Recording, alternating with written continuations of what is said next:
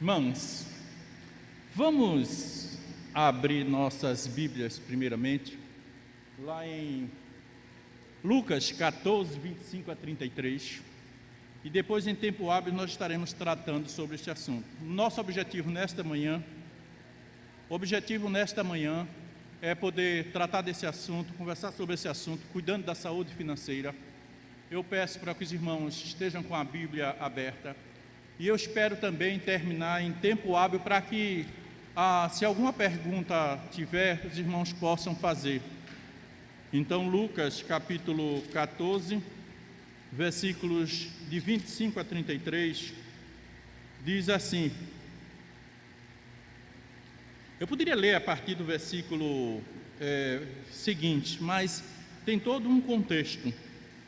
Diz assim: grandes multidões o acompanhavam, e ele, voltando-se, lhes disse: se alguém vem a mim e não aborrece a seu pai, e mãe, e mulher, e filhos, e irmãos, e irmãs, e ainda a sua própria vida, não pode ser meu discípulo.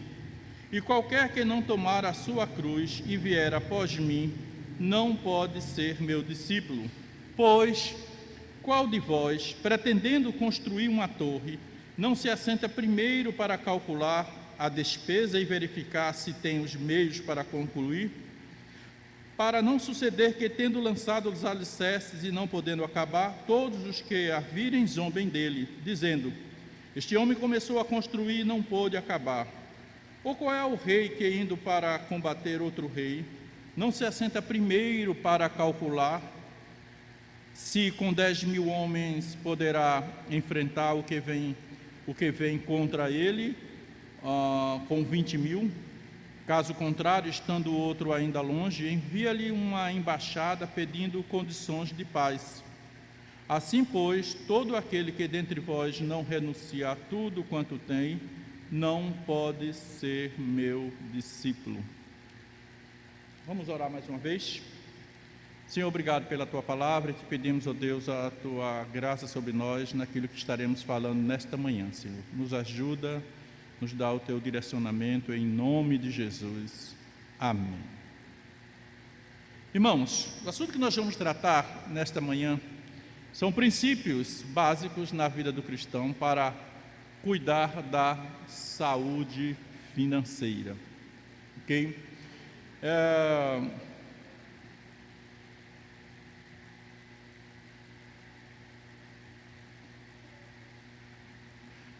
Um escritor chamado Lenin Twist diz o seguinte: virtualmente tudo em nossa vida, incluindo cada escolha que fazemos, o que comemos, as roupas que usamos, as casas em que vivemos, as escolas que frequentamos, o trabalho que fazemos, o futuro que sonhamos, se nos casamos ou não, e mesmo assuntos de vida ou morte, tudo é influenciado por essa coisa chamada dinheiro. Está aí a razão de a gente parar e pensar um pouco sobre o cuidado com a nossa saúde financeira. E eu digo que serve também para as crianças, porque eu espero que em tempo hábil eu cito um exemplo do tempo em que eu era talvez da idade de Tiaguinho, ou talvez mais novo, acho que talvez da idade dele, que tinha a ver com questões de ordem financeira. Então você vai perceber então que toda a nossa vida envolve dinheiro.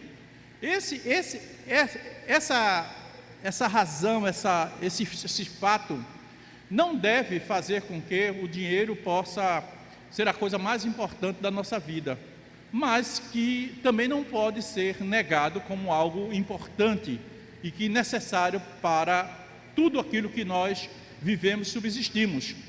Tem gente que é tão cético em relação ao que vai fazer na vida, que só pensa que as pessoas fazem por interesse, por causa da questão financeira. Existem muitos conflitos, irmãos, relacionados a finanças, por causa disso, porque envolve tudo. Uma delas, por exemplo, é relacionamento marido e mulher. Gente, vocês não têm ideia, eu estava vendo uma pesquisa, diz que no Brasil, uma pesquisa realizada pela Serasa indicou que 50% dos divórcios são por questões de ordem financeira. Não existe um acordo, não existe uma conversa, não existe uma forma de, muitas vezes, marido e mulher chegar a uma conclusão de como lidar com a questão financeira. Às vezes um gasta demais, outro gasta de menos, não é assim? Outro vocês lembram de uma novela que tinha, acho que seu Nonô, né? Lembra? Eu sei que é uma novela antiga. Vocês talvez, alguns nem conhecem, mas tinha uma novela antiga que era um tal de Seu Nonô, que até a geladeira ele botava cadeado. Então, né? Era muito engraçado. Então veja, tem uns que gastam de menos, economiza demais, isso é doentio, mas tem aqueles que gastam demais. E às vezes não existe um acordo do que gastar os dois para viverem tranquilos, não é, em acordo na vida matrimonial. Nos Estados Unidos, uma pesquisa realizada pela Universidade de Michigan, divulgada em 2012, mostrou que o dinheiro é o principal motivo de conflitos e divórcios entre casais. Então, irmãos, quando se fala em dinheiro, a coisa pesa.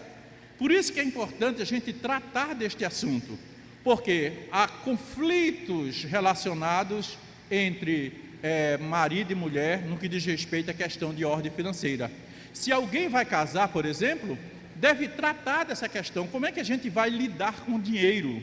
Se tem filhos, como é que vai ensinar o filho a lidar com o dinheiro? Isso é uma questão necessária.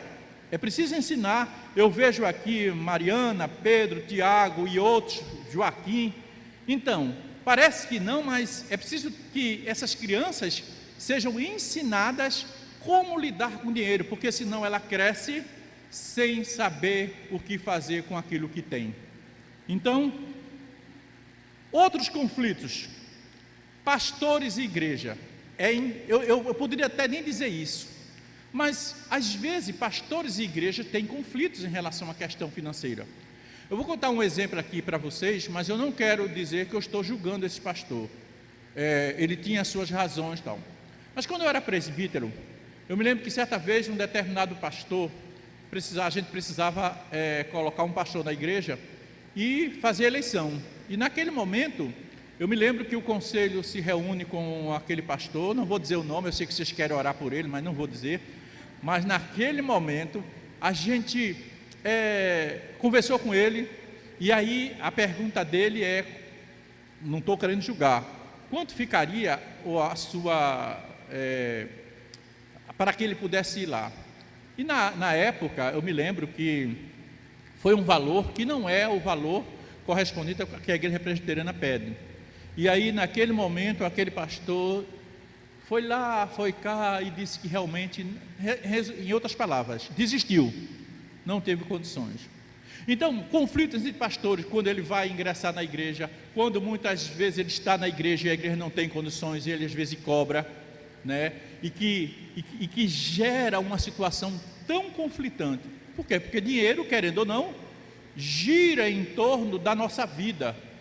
Então, saber lidar com esses conflitos, irmãos, é uma das coisas que a gente traz aqui, pensa aqui, quando a gente traz sobre saúde financeira. Outros conflitos, pais e filhos, como eu falei nesse instante, falta de ensino bíblico sobre, eu botei fianças, mas é finanças, viu? Sobre finanças. Então vamos lá, irmãos. Eu já dei aqui um exemplo certa vez. Você já imaginou você dar mesada ao seu filho, né? Parece coisa simples. Olha, Tiago já está dizendo, pai, não esqueça da minha mesada. Mariana daqui a pouco escutando isso vai dizer, mãe, não esqueça da minha mesada. O pastor disse que desse minha mesada. Desde que, ainda que o valor seja, vamos dizer assim, ainda que o valor seja simbólico, olha lá, você tem que fazer o seguinte, você tem que dar o dinheiro, não, você deu muito pouco, vou ter que dar um pouco mais. Você tem que dar um dinheiro para ele, para ensinar ele, por exemplo, aquilo que é dele e aquilo que é do Senhor, como ele fazer para investir. Tudo isso, irmãos, é necessário, para que a criança aprenda a lidar com dinheiro. Eu já contei aqui a história, né, para vocês, de um pai e a mãe que deu dinheiro a uma criança para que ele fosse para a escola dominical. E ele foi, deu 2 moedas. Lembra daquela história?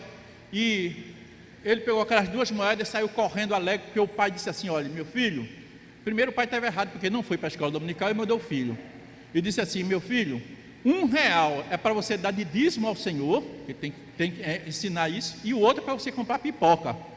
Aí aquela criança saiu correndo, e uma das moedas caiu. Quando caiu, aí aquela criança botou a mão na cabeça e disse: eita, foi embora o dízimo do Senhor. Por que ele não disse: foi embora o dinheiro da minha pipoca? Em outras palavras, é lidando com o dinheiro que a gente aprende sobre essas questões. Quer ver outro conflito? Aliás, pais e filhos, irmãos, existem conflitos de várias maneiras, não é assim?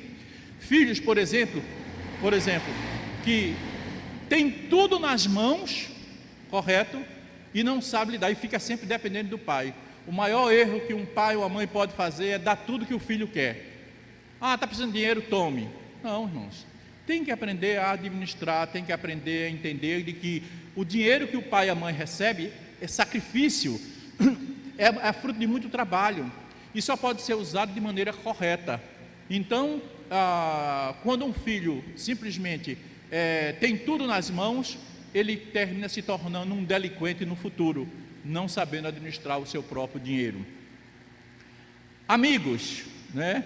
Por causa de dinheiro você vai encontrar violências e quebra de amizades. São conflitos na área financeira, porque como as pessoas do mundo entendem, o dinheiro muitas vezes move o mundo, toma conta das pessoas, envolve a questão emocional, psicológica, e as pessoas terminam vivendo em função do dinheiro. Então há muita violência de amigos que compram e não pagam, né? Diz que vai pagar a conta e não paga, compra e não consegue pagar, deve.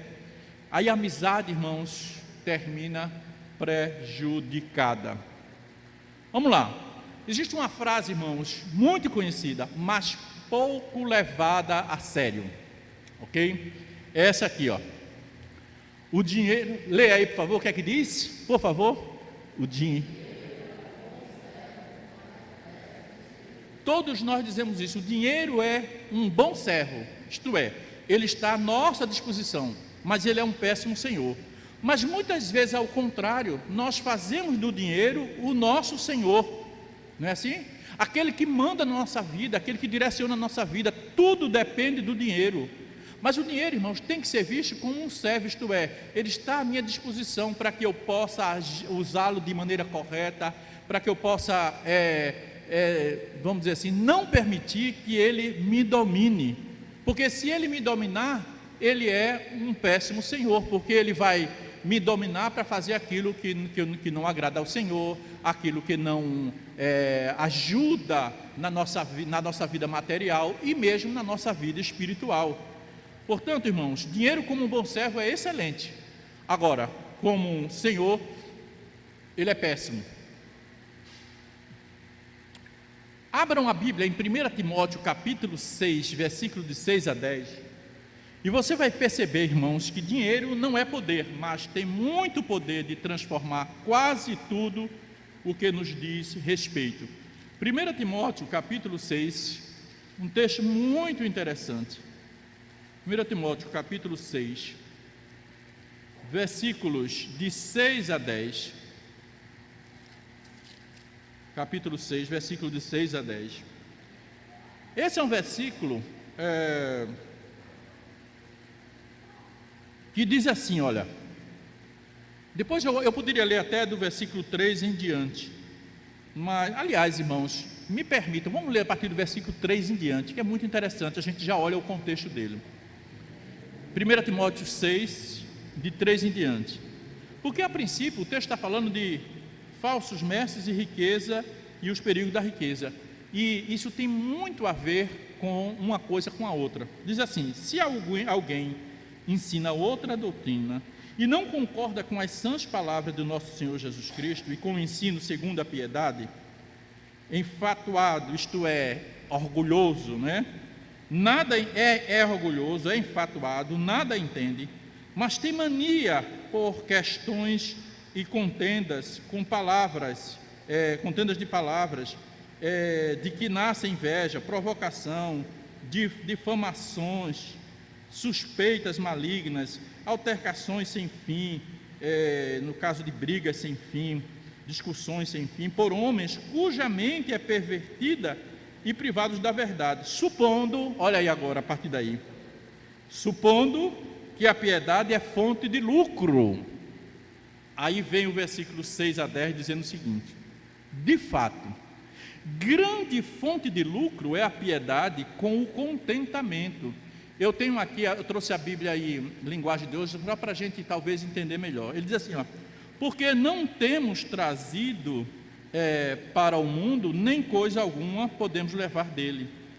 Tendo sustento e com o que nos vestir, estejamos contentes. Ora, os que querem ficar ricos caem em tentação e cilada, e em muitas concupiscências insensatas e perniciosas, as quais afogam os homens na ruína e perdição. Porque o amor do dinheiro é a raiz de todos os males, e alguns nessa cobiça se desviaram da fé e a si mesmos se atormentaram com muitas dores. Eu quero só ler, pelo menos do versículo 6 a 10, na linguagem de hoje, para os irmãos entenderem algumas práticas aqui, algumas coisas bem interessantes. Diz assim, do versículo 10 em diante, versículo 6 em diante, diz assim, ó: é claro que a religião é uma fonte de muita riqueza, mas só para a pessoa que se contenta com o que se tem. Ora, irmãos, de fato, eu estou lendo uma linguagem de hoje, mas a verdade é o seguinte, irmãos: uma religião, ela pode ser fonte de riqueza. Por isso que muitas vezes a gente entra na religião pensando em ganhar. Por exemplo, a gente pode ver a teologia da prosperidade, porque a religião manipula e faz com que as pessoas enriqueçam. O texto bíblico mostra isso. Agora, veja só para a pessoa que a religião, ela pode ser, vamos usar o termo prosperidade, dentro da medida de Deus. Preste bem atenção, quando diz aqui, na outra versão diz quando há contentamento, nessa aqui diz, mas só para a pessoa que se contenta com o que tem, isto é, você é um cristão, você tem contentamento, se alegra com aquilo que tem, e Deus vai prosperar de acordo com a sua vontade. Deus, eu vou dizer isso depois, não tem um objetivo, irmão, a gente não tem um objetivo de ser cristão ou qualquer outra religião por causa de questões de ordem financeira. Versículo 7 diz: o que foi que trouxemos para o mundo? Nada. E o que é que vamos levar ao mundo? Nada. Portanto, se temos comida e roupa, fiquemos contentes com isso. É difícil, né, irmãos? A gente às vezes lidar com isso. Mas a verdade é que, se Deus tem nos dado comida para comer, roupa para vestir, a Bíblia diz, estejamos contentes, haja contentamento, satisfação com aquilo que temos. Não estou dizendo que a gente não deva buscar a manutenção da vida, melhorar financeiramente, estudar, nada disso. Pelo contrário, devemos. Mas devemos, dentro da vontade do Senhor.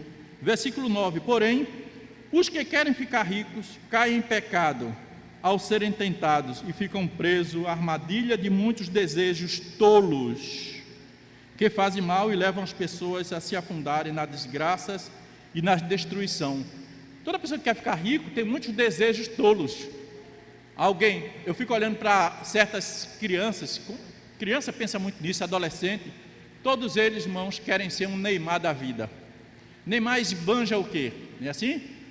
Iates, muitas mulheres, dinheiro para dar e vender, mansões, coberturas. Isso aí são, biblicamente falando, são desejos tolos. Alguém, mas pastor, você não queria? Não, bom, gente, eu, graças a Deus, nunca pensei na vida em ser rico, de coração.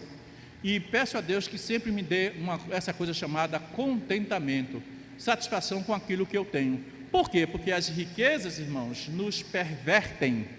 Olha o que diz o versículo seguinte: pois o amor ao dinheiro, não é o dinheiro em si, mas o amor ao dinheiro é uma fonte de todos os tipos de males. Quem ama o dinheiro, saiba que tem como fonte todos os males da vida. Não é o dinheiro em si, mas o amor que se tem a ele. Você sabe, irmãos, a Bíblia diz que o nosso coração está onde a gente mais valoriza. Se a gente valoriza mais o dinheiro, o nosso coração está lá. Se a gente ama mais o Senhor, o nosso coração está com o Senhor. Então é basicamente isso. Pois o amor ao dinheiro é uma fonte de todos os males. E algumas pessoas que querem tanto ter dinheiro se desviaram da fé e encheram sua vida de sofrimento. Irmãos, já conheci tanta história de alunos meus e de história do mundo aí, de pessoas que quiseram ficar ricos e se encheram de sofrimento. É melhor o pouco com Deus, não é, do que o muito, muitas vezes sofrido, pagando um preço muito alto. Eu vi certa vez um homem, eu acho que não sei se eu já falei aqui, um homem muito rico, um dos homens mais ricos do mundo. Ele investiu a sua empresa, investiu.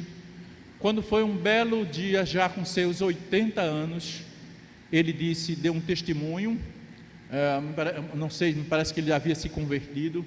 Ele deu um testemunho dizendo o seguinte, que ele daria tudo para voltar de novo e investir na vida dele espiritual, porque ele só investiu na vida material. E ele descobre no final da sua vida que a grande riqueza que ele tinha era a riqueza espiritual. Essa tinha muito mais valor do que todo o dinheiro que aquele homem tinha, porque ele queria ter saúde, não tinha mais. Ele queria ir servir ao Senhor, não tinha mais tempo para ir para a igreja, não tinha mais condições. Portanto, irmãos, dinheiro não é poder, mas tem muito poder para transformar quase tudo que nos diz respeito. Pode nos transformar para o mal, se não tivermos cuidado. Vamos pensar em 5 princípios básicos para o cuidado, eu quis dizer o cuidado da saúde financeira na vida do cristão. Eu quero dizer o seguinte, irmãos, desses 5 princípios que eu disse no vídeo que eu tinha esquecido, mas eu não tinha esquecido, é claro. Esses cuidados financeiros, o que eu mais vou explorar é o primeiro, os outros eu vou explorar menos, tá certo? Mas é importante a gente poder pensar um pouco nesses princípios da vida cristã. Primeiro, olha lá, faça um planejamento de suas contas. Irmãos, todo mundo tem conta para pagar, ou não tem? Tem alguém aqui que não tem conta para pagar? Levante, atira a primeira pedra, levante as mãos. Eu vou até baixar a minha. Eu vou dizer assim, levanta a mão sem levantar a minha. Tiago, tudo bem, eu entendo. Tiaguinho, eu entendo, é verdade. Tiaguinho não tem conta para pagar. Joaquim, se eu perguntar ele vai dizer, eu não tenho conta para pagar. Nenhuma, não é assim? Bom, mas eu estou... Mas a verdade é que, quando se trata de nós que já somos adultos, né, querendo ou não, a gente tem conta para pagar. Tiaguinho não tem conta para ele pagar, mas o pai paga, tem conta para pagar também. Joaquim também. Então, para todos os efeitos, tem. Alguém paga por nós, não é assim? Vamos lá. Deixa eu dizer uma coisa muito importante aí, olha. Independente. Não, eu quero que todo mundo leia isso aí, porque eu acho que é muito importante. Vamos ler junto o que diz aí? Independente de você ganhar muito ou pouco, é necessário fazer um orçamento diário, mensal ou anual, de quanto você tem para gastar, o que você precisa pagar, quanto e quando você deve pagar.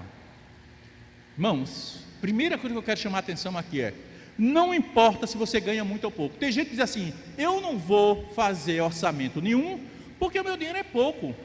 É aí que você deve fazer. Se você ganha um pouco mais, você deve fazer. Se você ganha um pouco mais, você deve fazer o seu planejamento das suas contas. Porque isso, irmão, vai dar saúde financeira para você. Se você não fizer isso, você pode se perder. Irmãos, se eu for contar aqui muitas das histórias da minha vida, vocês vão perceber que ainda hoje eu pego o lápis para ver se eu posso comprar uma coisa ou não. Se eu não puder, eu não compro. Porque não adianta comprar e ficar sufocado e depois não ter como pagar. Eu tenho que fazer conta.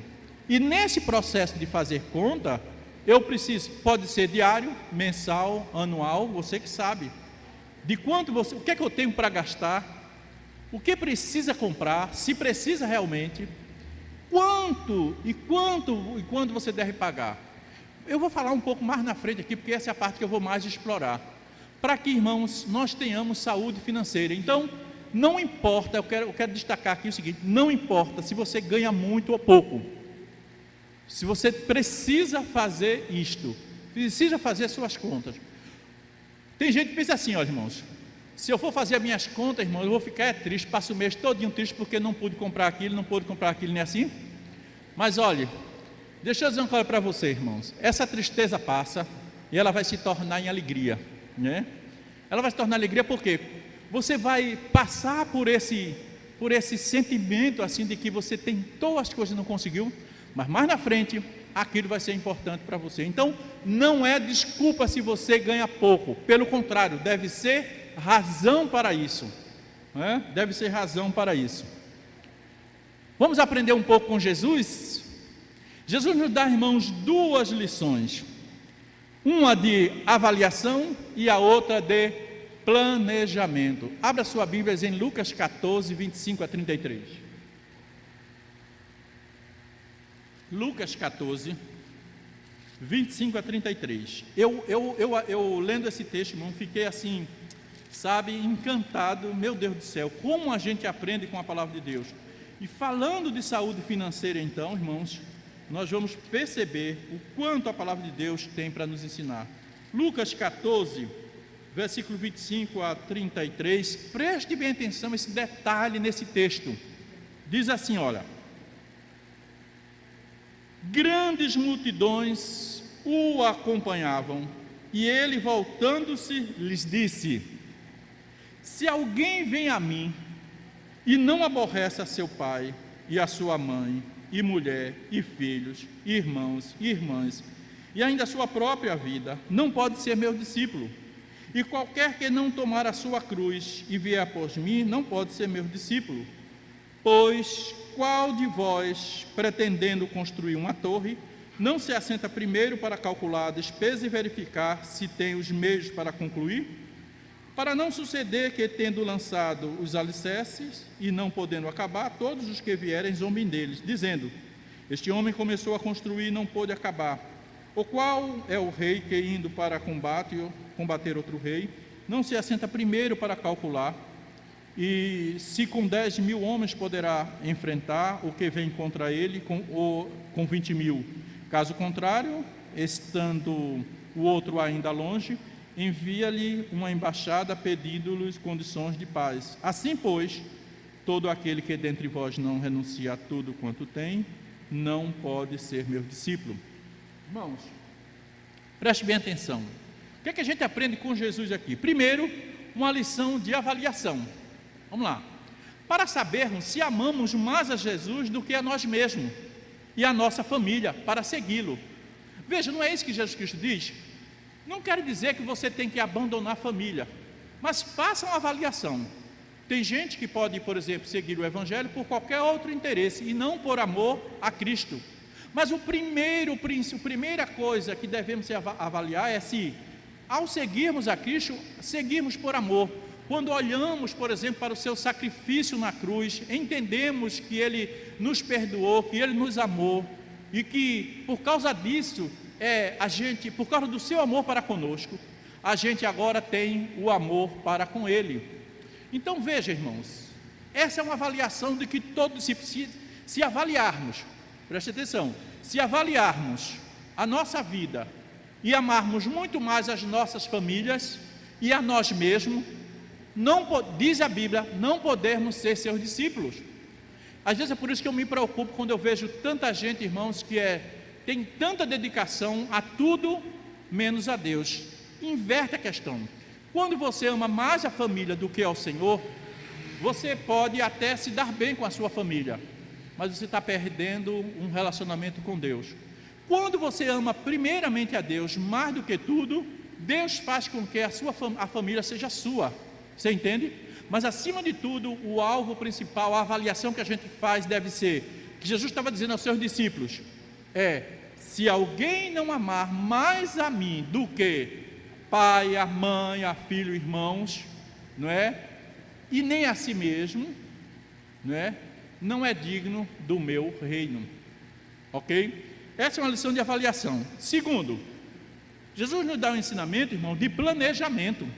Ele toma o exemplo para sermos discípulos e fala de planejamento. E Jesus toma como exemplo quem? O construtor e o rei. para nos ensinar a necessidade de nos planejarmos para segui-lo e também para a vida. Em outras palavras, irmãos, ele diz o seguinte: olha, se um construtor vai fazer alguma construção e ele não fizer um planejamento, uma avaliação do que pode e o que não pode gastar, ele pode ficar no meio do caminho e alguém vai dizer o seguinte: olha, cadê ele? Começou e não terminou, não avaliou, não pensou, não planejou. Então, isso, irmãos, é fundamental. Ele segue o exemplo também do rei que vai fazer uma guerra. Ele tem que saber com quantos ele vai ganhar, se ele vai ganhar a guerra, avaliar e planejar. Deixa eu dizer uma coisa para os irmãos: se para seguir a Jesus a gente precisa fazer uma avaliação da nossa vida e precisa também fazer planejamento, olha, eu estou pensando numa perspectiva espiritual, não é? Imagine para a nossa vida cotidiana, vai refletir a mesma coisa. Nós precisamos avaliar a nossa vida, precisamos avaliar o que vamos gastar, o que vamos fazer e depois planejar. Nós não somos muito dados a planejamento. Nós somos muitas vezes, levamos a filosofia do acaso. Isso é com Deus, né? Deus sabe tudo. Existem chavões, né?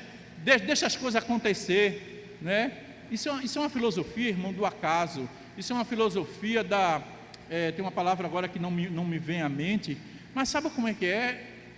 Dessas coisas acontecerem. Fatalismo, me lembrei agora a palavra. Filosofia do fatalismo. Então as coisas acontecem porque tinha que acontecer. Não, irmãos. A Bíblia diz que nós devemos planejar. Agora, o resultado vem do Senhor. Não quer dizer que eu planejo e aquilo que eu planejei vai dar certo do jeito que eu pensei. Não. Deus pode mudar. A responsabilidade de fazer o planejamento é minha, é sua. Se Deus vai mudar, é uma questão dele. Está aí o grande exemplo. Nós começamos o ano de 2020 planejando. Nunca tínhamos feito um planejamento eclesiástico aqui, não foi? Planejamento para a igreja.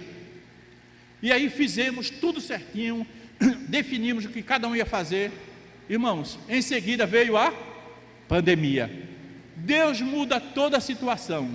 Não podemos. E aí, veja, mas fizemos errado? Não, fizemos o que é certo, planejamento.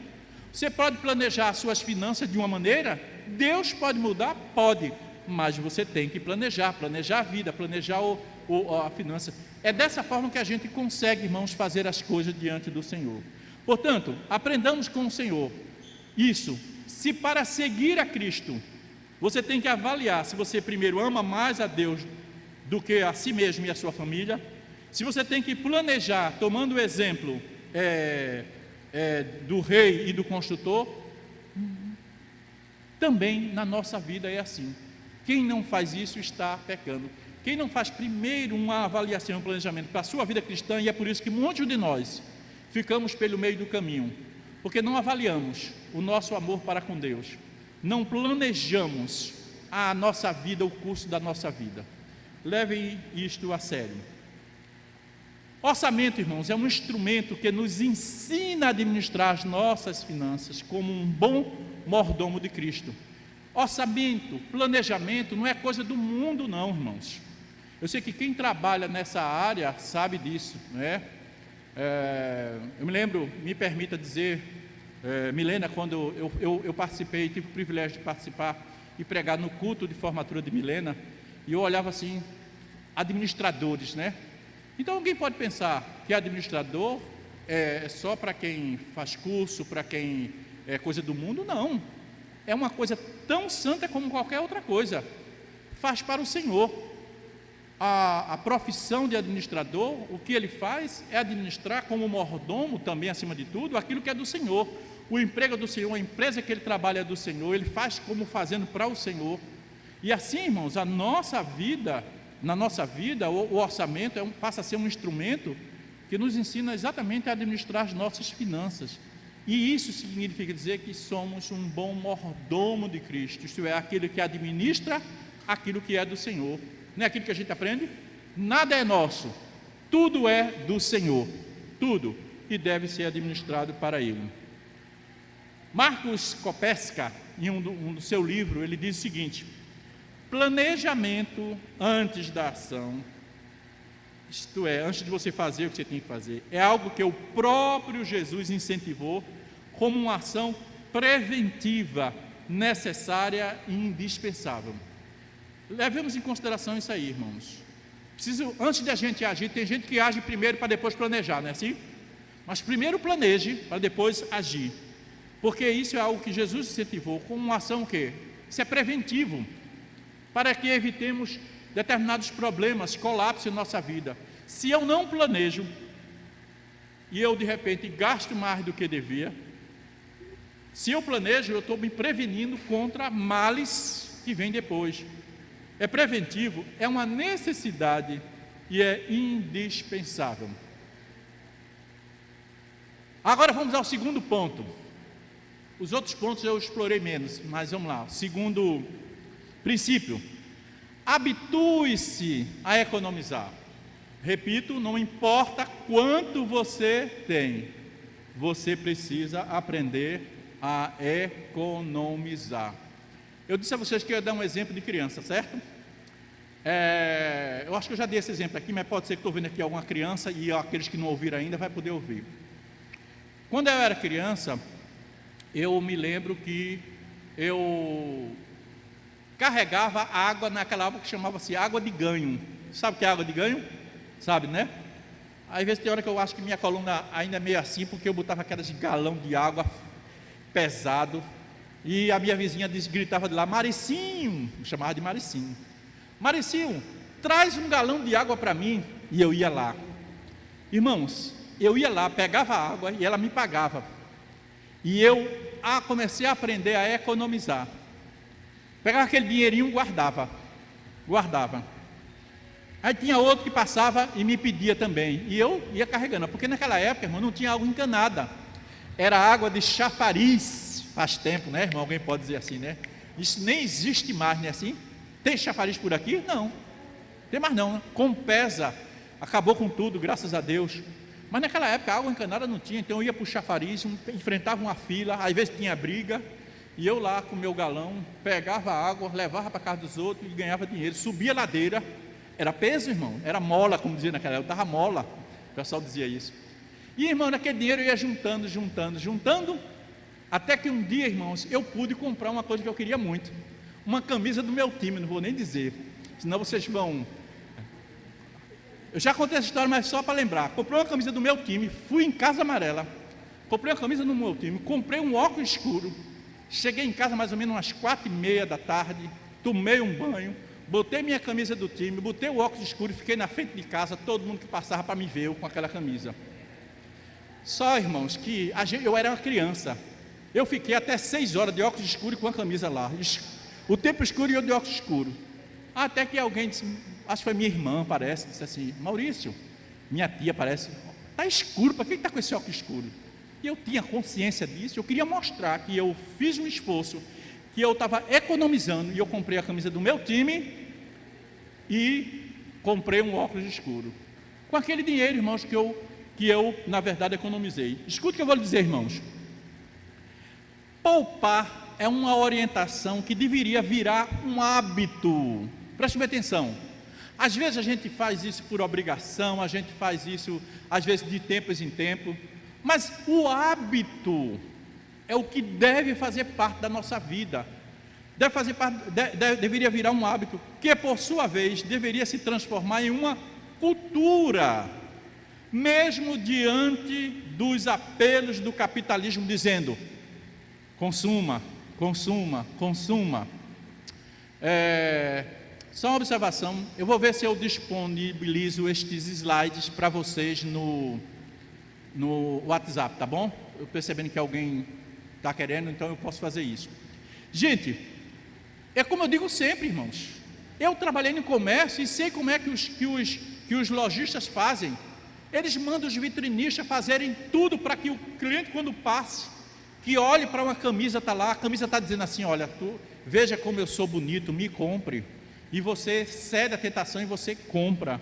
Então, é o consumismo.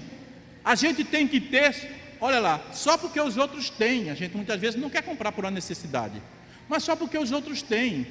E o capitalismo diz: consuma, consuma, consuma. Agora, na contramão do consumismo, do capitalismo, deveria ser um hábito e uma cultura aprendermos a economizar. Não é ser seu nonô, mas é economizar para o bem da sua vida, da sua saúde financeira. Portanto, irmãos, vamos lá. Não extrapole seu orçamento comprando além daquilo que você pode pagar. Isso é uma forma de economizar. Se você, irmãos, compra além do seu orçamento, do que você não pode pagar, você nunca vai poder economizar. Vai poder? Não, de forma nenhuma. Não tem como. Não tem como, porque você extrapolou. Quer ver outra coisa? Não compre por impulso, comprando aquilo que você não precisa.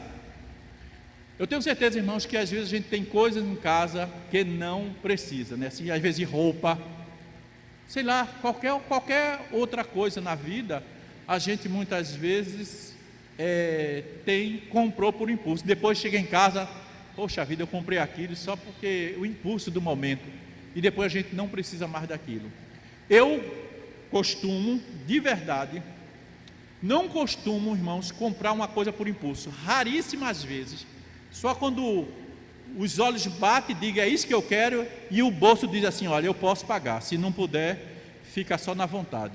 Mas normalmente eu tenho muito cuidado, eu penso uma vez, eu analiso, passo tempo, até que chega à conclusão que eu digo, não, agora eu vou comprar. Não pelo impulso do momento, mas pela necessidade de que o que eu vou gastar, realmente eu preciso, o que eu vou comprar, realmente eu preciso. Então, irmãos, às vezes até alimento, eu tenho um mau hábito às vezes eu erro, quando eu vou comprar a verdura, vou comprar alimento, eu gosto muito de ir para a feira de verdura, eu adoro uma feira, fico feito pinto no lixo, eu gosto de ver as cores e tal, então eu faço questão de comprar, não tem problema, mas às vezes eu confesso que eu erro nesse aspecto, e eu tenho aprendido a comprar aquilo que eu realmente vou precisar, de vez em quando eu erro ainda, sabe? Mas eu tenho que aprender mais isso, porque não podemos comprar aquilo que a gente não precisa. Isso é uma questão de economia também. Estabeleça um alvo para a sua economia, irmãos. Se o alvo é 5%, 10% por mês, eu não posso, não, pode. Eu conheci um presbítero, irmãos, que ele ganhava pouco, escuta o que eu vou lhe dizer, viu? O salário dele é pequeno, nunca vi um homem para ter tanta coisa na vida, porque Deus abençoa aquilo que ele tem, porque ele sabe economizar, sem deixar de ser dizimista, sem deixar de entregar aquilo que é do Senhor. Então estabeleça um alvo. Se você estabelecer um alvo, você vai em busca dele e fica mais fácil. Poupe alimentos, como fez José do Egito. Isso aí é o que tem que aprender também. O que é que fez José do Egito? As 7 vacas gordas, ele fez com que salvasse o Egito, para que quando chegasse as vacas magras, não é assim? O Egito tivesse salvo de alimento, não é assim? Então, irmãos, isso também é uma forma de habituar-se em poupança. Terceiro, eu já falei aqui, mas nunca é demais falar, viu, irmãos?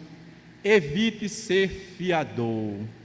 Qualquer semelhança é pura coincidência, eu não sei se alguém tem comprado no cartão de outro, se alguém está devendo irmão, ainda bem, irmãos, que nesses aspectos eu não entro na vida de ninguém. Mas uma coisa é certa, evite ser fiador. O que eu estou querendo dizer é o seguinte, irmãos, a Bíblia em si, ela não diz que você não pode ser fiador. A orientação bíblica é, evite ser fiador. Olha lá, ser fiador de outra pessoa é perigoso, conforme Provérbios 6, de 1 a 5, abra em Provérbios 6, de 1 a 5.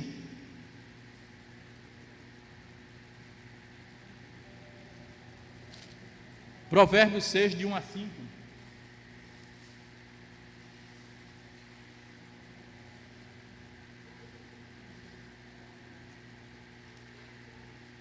Esse terceiro princípio, irmãos, é uma coisa que muitos na igreja precisam aprender. Olha o que diz aqui, ó. Filho meu, se ficaste por fiador do teu companheiro, do teu amigo, do irmão da igreja, e eu tenho que dizer isso também, né?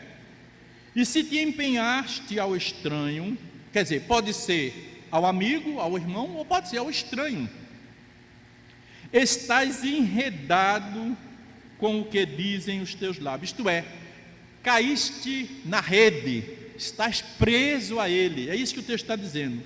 Estás preso com as palavras da tua boca, porque você afirmou que você que você procurou ajudar aquela pessoa. Agora, aí vem a orientação bíblica, porque se trata de uma coisa perigosa. Agora, pois, faze isto, meu filho, e livra-te, pois caíste nas mãos do teu companheiro. Vai, prostra-te, importuna o teu companheiro. Não deis sonos aos teus olhos, nem repouso às tuas pálpebras. Livra-te como a gazela da mão do caçador e como a ave da mão do passarinheiro. O que a Bíblia está dizendo, irmãos? Tudo bem, a Bíblia diz, olha, evite ser fiador. Porém, se você for fiador, alguém realmente pediu o seu cartão, o que o texto está dizendo é o seguinte, olha, gente, fique atento. E dou mais outra dica, viu? Empreste ou compre no carnê, compre no crediário. Hoje em dia não tem mais isso, né? Compre no carnê, no crediário, com a certeza de que aquela pessoa, se não pagar, você vai ter que assumir. É como se fosse uma dívida sua. É bíblico isso. Porque se você for confiado que o outro vai pagar, você pode cair nas redes dele. Isso é perigoso, irmãos. Conheço gente que está totalmente descontrolado, desestruturado financeiramente, porque emprestou o seu cartão, e aí você termina perdendo o amigo. Ele, quando lhe vê de longe, passa para o outro lado. Eu já contei aqui a história, irmão, de um amigo que foi lá atrás de mim para comprar alguns pares de sapato, e olha que o homem trabalhava na empresa. Não, que eu já comprei, não sei o quê. E aí, irmãos, comprou em 5 vezes, e eu atento. É isso que a Bíblia diz: não dê sono aos seus olhos. Isto é, olá, irmão, tudo bem, está tudo certo, aquela dívida, pagou naquela época, era no carnê, né? E aí, pagou. Você tem que ficar atento, porque se deixar confiando que ele vai pagar, ele não vai pagar. Naquela época era no carnê, o carnê estava com ele, eu achando que ele estava pagando, e não pagou. E eu, irmãos, quase que perdi a amizade dele. Hoje ele tem maior consideração por mim. Eu paguei, eu tive que pagar, por causa da família dele que participava da igreja. A família dele nunca soube disso. Eu preferi pagar para manter a amizade, mas aprendi a lição.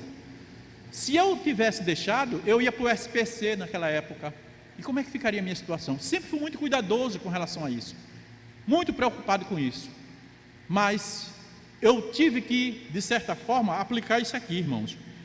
Importunar ele, saber se ele pagou, não dar sono aos seus olhos, para que de fato, irmãos, eu não me prejudicasse. Porque se você empresta o cartão, se você faz no carnê e confia que a pessoa vai pagar e a pessoa não pagar, o prejudicado é você. Então, evite ser fiador, porque isso é perigoso.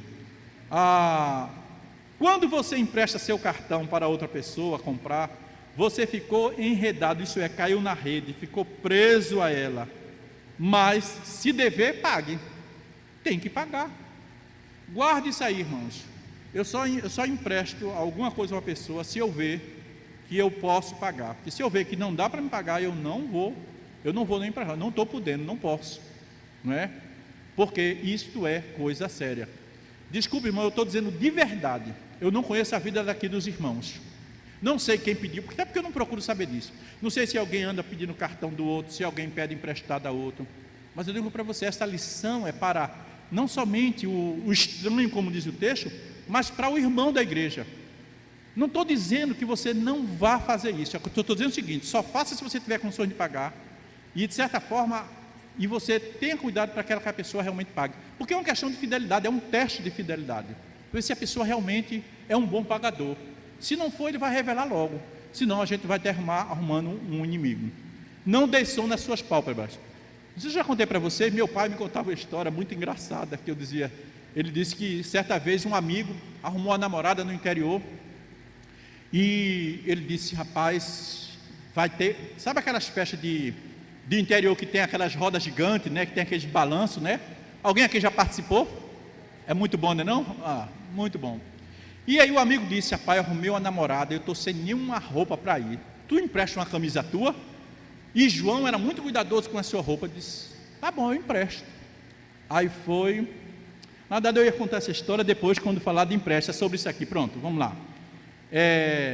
O quinto ponto: evite fazer empréstimo. Eu vou falar sobre vou introduzir com isso. Então a camisa, ele emprestou a camisa. Mas João era muito cuidadoso. Será se José vai cuidar direitinho da minha camisa? E ele foi escondido para a festa. Chegou lá, viu José com a camisa e com a namorada, e ele ficou lá de longe olhando. Ficou de longe olhando, observando se José estava com cuidado com a camisa. E de repente, irmão, José entra na roda gigante. E a roda gigante foi girando, e João olhava e ficava assim, irmão, girado e olha, para ver se ele estava cuidado com a camisa dele. João já estava tonto, de tanto ver aquela roda gigante. Até que, de repente, quando terminou aquela corrida da roda gigante, que José ia saindo, José ia tropeçando. Eu não sei se José ia tropeçando ou é ele que já estava tonto. E ele gritou de lá. Quando viu José tropeçando, ele gritou de lá: José, na frente da namorada, José, cuidado com a minha camisa. Cuidado para não rasgar a minha camisa. Então, talvez seja exagero, essa história que meu pai contava, mas a verdade é o seguinte: se você empresta, tem que ter cuidado, né? Eu tenho um negócio comigo, por exemplo, não gosto de emprestar carro, nem gosto de pedir carro emprestado de ninguém, porque carro é uma coisa muito particular e tem questões jurídicas, não é assim? Se Deus o livre acontecer alguma coisa, você termina pagando. Então, eu já fiquei sem carro e alguém disse assim: olha, eu empresto meu carro. Eu digo: olha, não, obrigado, eu vou a pé, vou de ônibus, tudo, por uma questão de responsabilidade. Diga, Givanildo.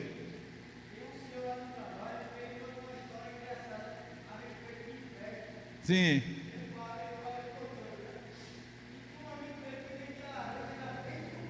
Sim. Sim.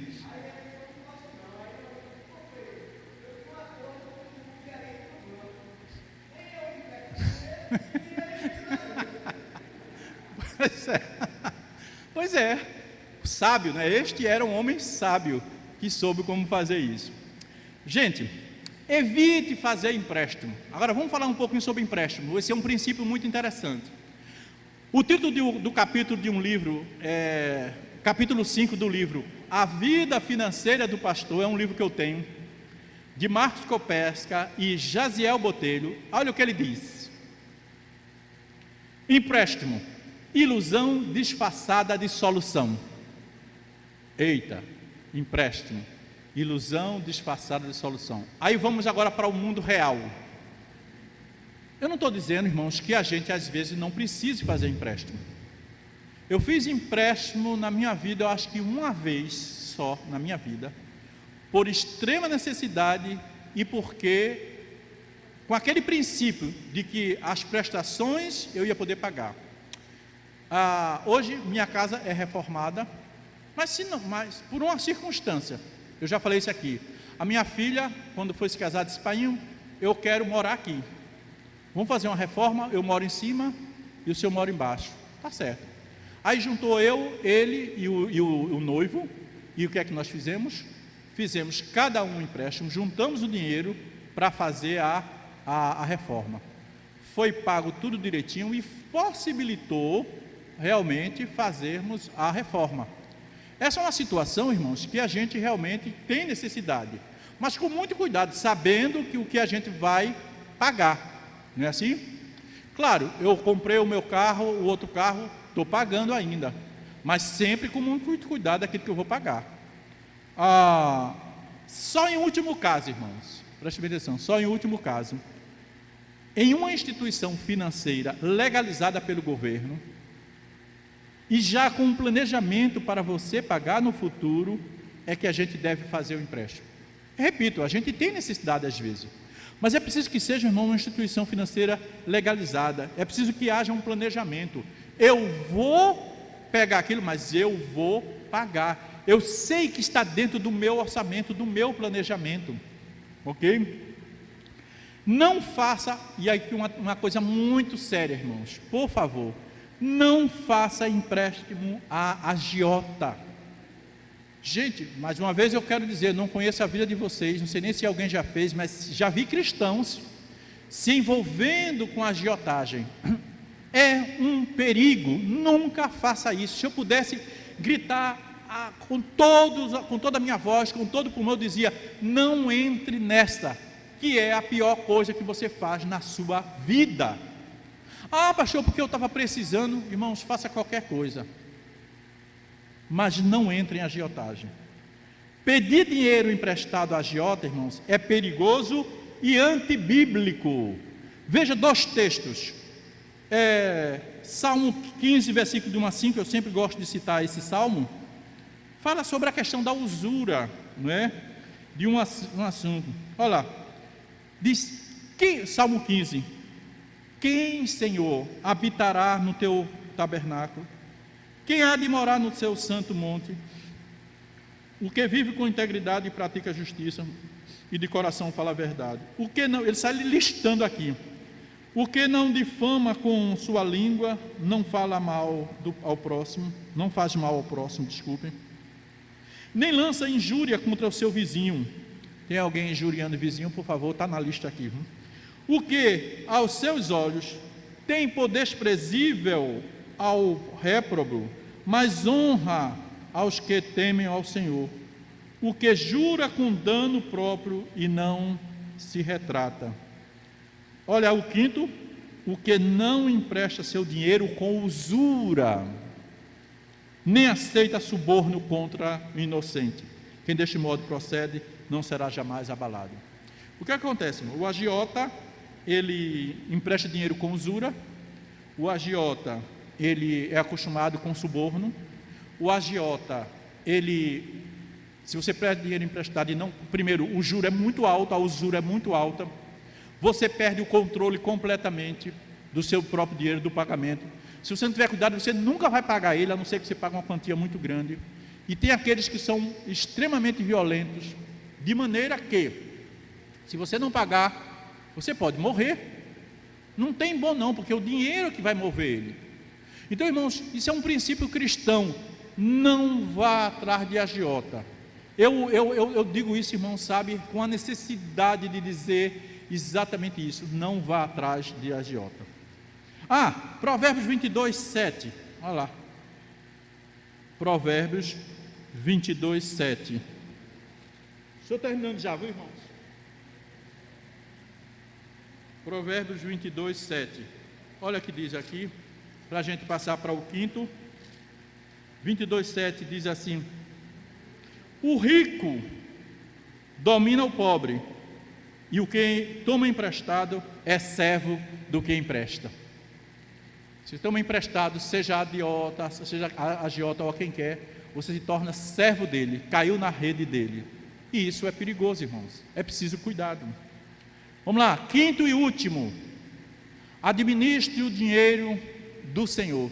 O dinheiro que você tem, irmãos, não é seu, é do Senhor. Você pode trabalhar, se esforçar, você pode suar, se cansar, mas o dinheiro não é seu, é do Senhor. É Ele que lhe proporcionou, né? Usando o seu dinheiro de acordo com a vontade de Deus, conforme as Escrituras. As Escrituras nos ensinam isso. Todos esses princípios têm princípios básicos. São princípios básicos para a gente gastar o nosso dinheiro conforme as Escrituras. O que mais? Aprendendo a ser fiel nos dízimos conforme as Escrituras. Uma das melhores maneiras de a gente administrar o dinheiro do Senhor começa pelo dízimo. Veja, gente, tem gente que acha que o dízimo é algo que sei lá, com uma obrigação, seja lá o que for, mas o princípio do dízimo é uma questão de aprendizado para temer ao Senhor. Vocês observem que todas as vezes, muitas vezes eu coloco esse texto de Deuteronômio, capítulo 14, versículo 22, eu já coloco ele, porque me chama muita atenção, esse texto aqui, quando ele diz lá no versículo 22, certamente darás o dízimo de todo o seu fruto das sementes, ano após ano, de se recolher o campo. E o versículo 23, né? Veja o que é aprender com as Escrituras. E perante o Senhor teu Deus, no lugar que escolher para ti fazer habitar o seu nome, comerás os dízimos do teu cereal, do teu vinho, do teu azeite, os primogênitos das tuas vacas e das tuas ovelhas.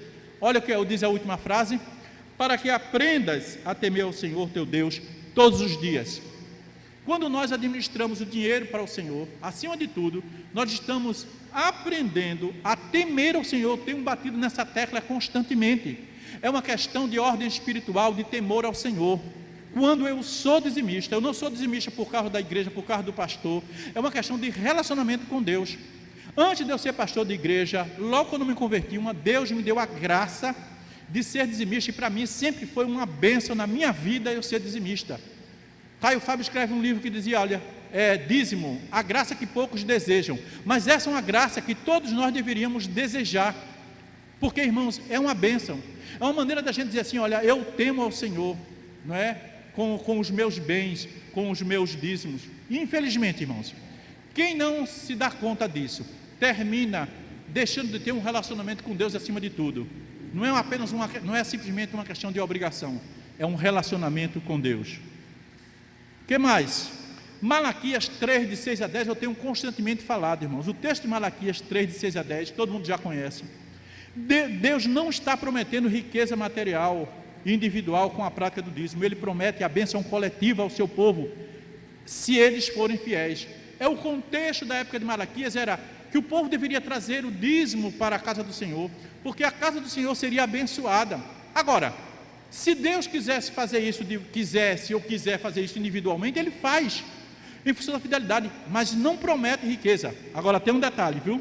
Olha aí o que diz a frase seguinte: isso significa dizer que quando somos dizimistas fiéis ao Senhor, experimentaremos uma prosperidade espiritual e a certeza de que seremos sustentados por Ele. Uma coisa Deus promete, não promete riqueza, mas Ele promete nos dar aquilo que nós precisamos, sustentar a nossa vida. Eu digo, irmão, desses mais de 30 anos de cristão, eu digo como Davi, nunca vi alguém mendigando pão, nunca vi ninguém que, quando eu digo mendigando, é no sentido, claro, às vezes a gente precisa, mas Deus vai logo providenciando. Nunca vi ninguém, por exemplo, que pudesse estar reclamando do Senhor, porque Deus sustenta. Irmãos, é porque o tempo não dá. Se eu for contar aqui minha história, já passei por muitas privações, mesmo como pastor, como presbíteros. Mas, irmãos, eu pude experimentar sempre o cuidado do Senhor. Já contei para vocês que certa vez eu estava desempregado, eu só ganhava o seguro-desemprego, mas R$226, ainda me lembro. Irmãos, nunca deixei, Deus sempre me deu a graça, não digo isso por mim mesmo, Deus me deu a graça de ser dizimista, e era exatamente desses momentos mais difíceis que eu vi Deus abençoar. Inclusive eu falei para vocês, foi na época que eu comprei minha própria casa, que na época, só para lembrar, irmãos, custava, como se fosse hoje, 100 mil, pelo valor venal da prefeitura. Significa dizer que se fosse o valor comum era 150 mil, na época, valor comercial, e eu comprei por 40 mil, por exemplo, porque na verdade eu comprei por 400 cruzeiros na época, mas pelo valor venal dá para a gente ver a proporção. O que é isso, irmão? A fidelidade do Senhor na minha vida, a graça do Senhor de sempre me manter, dele me manter fiel nos dízimos. Vamos aplicar, para a gente terminar? Faça uma análise, irmão, de como vai a sua vida financeira. Eu abreviei um pouco por causa realmente da hora, para a gente ter um tempinho mais. Mas faça uma análise. O objetivo de estarmos aqui é para a gente poder analisar. Primeiro, as dívidas têm tirado o seu sono? Não precisa responder não. Enquanto eu bebo água, você fica pensando, será?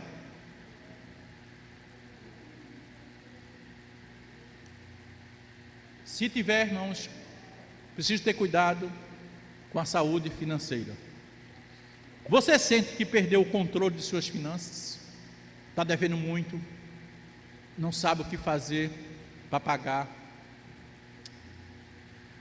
Responda para você mesmo, quantos e quais desses princípios, desses 5 princípios que nós trabalhamos aqui hoje, você tem colocado em prática?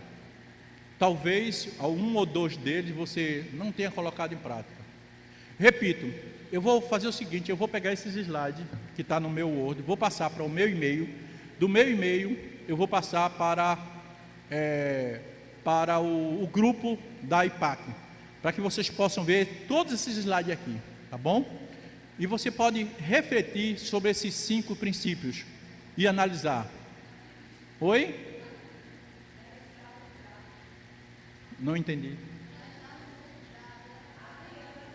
Certo, mas mesmo assim, Adriano, eu vou colocar, viu? Mesmo assim para quem quiser, viu?